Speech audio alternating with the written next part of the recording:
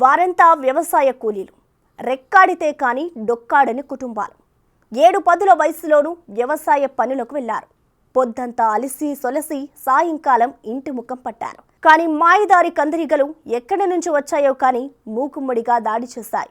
వయసులో ఉన్నవారు పరుగులు పెడితే వృద్ధులు అక్కడే పడిపోయారు. దీంతో కందిరీగలు కసదీరా కాటేశాయి. 2 ప్రాణాలను కబలించాయి. ఈ విషాదకర ఘటన ఎక్కడ జరిగిందో ఇప్పుడు చూద్దాం.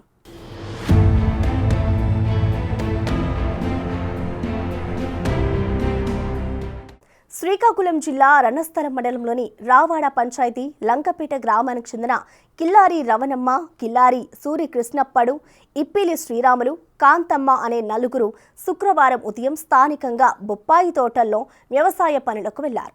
సాయంత్రం ఇంటికి వస్తున్న సమయంలో గ్రామంలోని కల్లాల దగ్గరికి వచ్చేసరికి కందిరీగల పట్టు కదిలి అవి బయటకొచ్చేశాయి. సాయంత్రం ఇంటికి వస్తున్న సమయంలో గ్రామంలోని కల్లాల దగ్గరికి వచ్చేసరికి కందిరీగల పట్టు కదిలి అవి బయటకొస్తున్నాయి.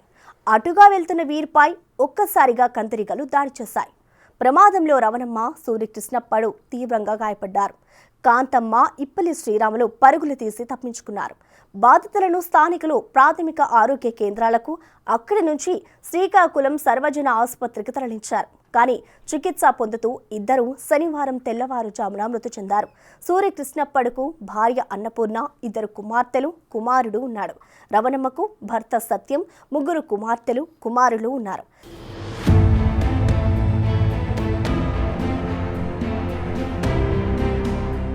ఘటనతో లంకపేట గ్రామంలో విషాద ఛాయలు అలుముకున్నాయి. ఏది ఏమైనా కందిరీగలు 2 ప్రాణం తీశాయి.